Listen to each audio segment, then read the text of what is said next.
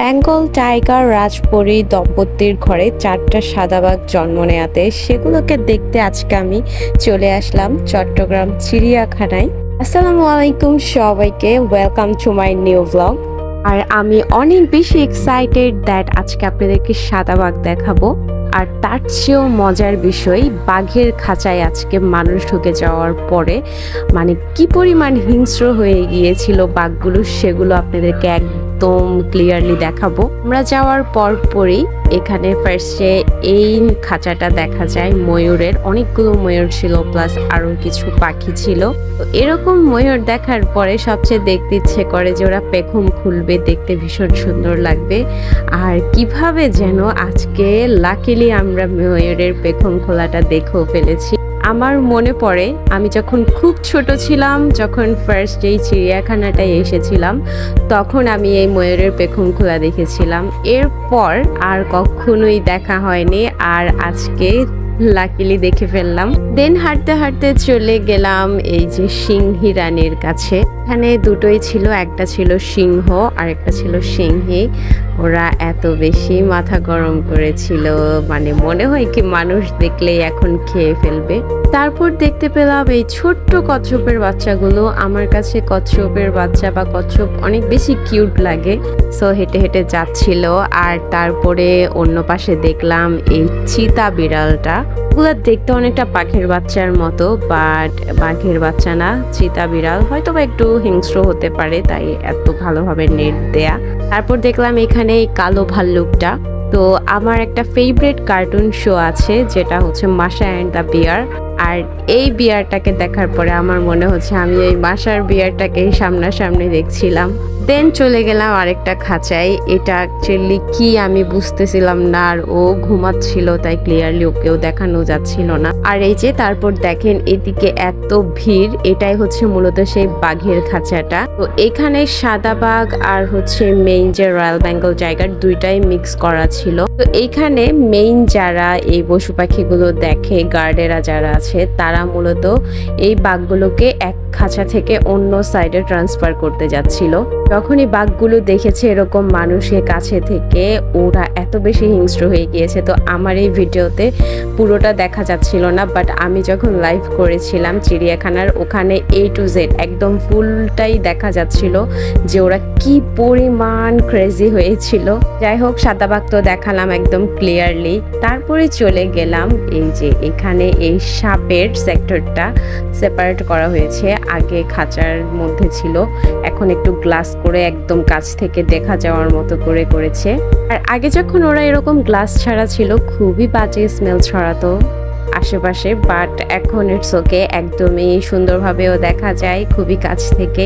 তারপর চলে গেলাম এই উল্লু ওদের নাম আমি এক্স্যাক্টলি বলতে পারছি না, ওইখানে যেটা লেখা ছিল অনেকটা দেখতে বানরের মতো ওই সাইডটাতে। আর ওরা এত জোরে চিল্লাচ্ছিল, পুরো চিড়িয়াখানা অর্ধেকটাই ওরা মাতিয়ে রেখেছে। আর এগুলা দেখতে এত বেশি ফানি, কি বলবো। সো আপনারাই দেখেন, আসলে চিড়িয়াখানায় আসার এটাই মেইন রিজন। এইসব দেখতে দেখতে মাথা একদম হালকা হয়ে যায়, ফ্রেশ হয়ে যায়, চিন্তা ভাবনা কোনো কিছু আর মাথায় থাকে না। তারপর চলে গেলাম এই জেব্রার সাইডে। জেব্রা প্রাণীগুলা অনেক বেশি শান্ত হয়, প্লাস ঘোড়াটাও অনেক বেশি শান্ত হয়।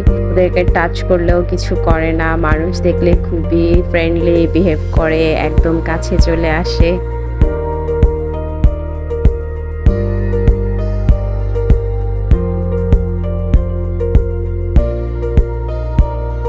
পরে যে এদিকে ছিল ঘোড়া, আমাদের ইউজারসিল ঘোড়ার ল্যাচগুলো দেখে বারবার বলছিল যে ওদের ল্যাচগুলো কি সুন্দর সিল্কি।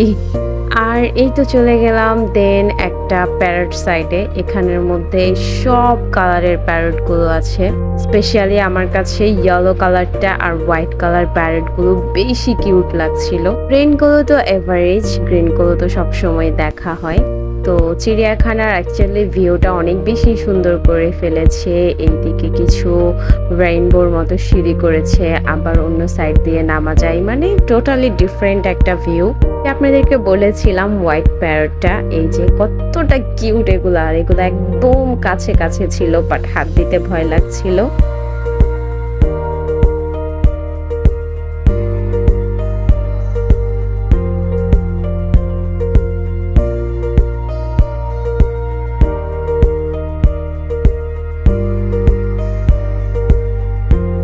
এরপরে চলে গেলাম আমরা নিচে, আরেকটা সেকশন আছে, ওখানেও কিছু জীবজন্তু রাখা হয়েছে, ওগুলোই দেখতে যাচ্ছি।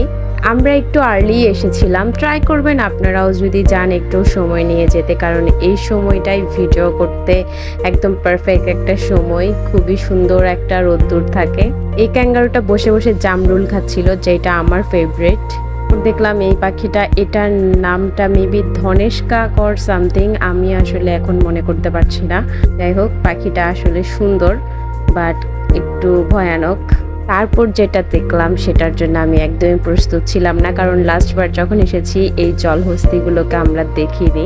এগুলোর ভিডিও তো অনেক ছোট মনে হচ্ছে বাট বিশাল বড়। দেন হঠাৎ করে দেখলাম যে এইখানে হরিণগুলোকে খুব দৌড়ানো হচ্ছিল। যতটুকু বুঝতে পেরেছি এখানে একটা হরিণ আছে যেটাকে ভ্যাকসিন দেওয়া হবে, তো ওকেই দৌড়াচ্ছিল মূলত, বাট পারছিল না। যাই হোক, ইউজার্সি ওদের সাথে একটু দুষ্টমি করছে। তো এই যে রেইনবো সিঁড়িটার, এটা হলো অন্য আরেকটা সাইড। আর আমরা যে টাইমটাতে গিয়েছিলাম একদমই নিরিবিলি একটা প্লেস ছিল। তখন ভাইয়ার হাতে এসে একটা পোকা বসে, বাট এটা অনেক বেশি বিষাক্ত আমি যতটুকু জানি। দেন আসার পথে দেখা হলো এই বড় বড় উট পাখিগুলো, আর হঠাৎ করে দেখলাম এখানে গাছ ভর্তি কদম ফুল। কি বলবো, একদম পুরো গাছ ভর্তি ছিল। আমার ভীষণ ইচ্ছে করছিল একটা নিতে, বাট আবার নেই নাই কেউ যদি কিছু বলে। তারপর আস্তে আস্তে সবাই যখন চিড়িয়াখানায় ঢুকছিল, তখন বলা যায় কি বিকেল 5টা কি 5:30, তো ওই টাইমটাই আমরা বিদায় নিয়ে চলে যাচ্ছিলাম। আমরা এসেছিলাম লাঞ্চের একদম পরপরই, যেটা আমার জন্য একটা পারফেক্ট টাইম ছিল। আর আপনাদেরকে বলবো মাইন্ড ফ্রেশ করতে হলে একবার হলেও চিড়িয়াখানায় যাবেন। আজকের ভিডিওটা কেমন লেগেছে সবাই কমেন্ট করে জানাবেন। টাটা অ্যান্ড গুড বাই, আসসালামু আলাইকুম।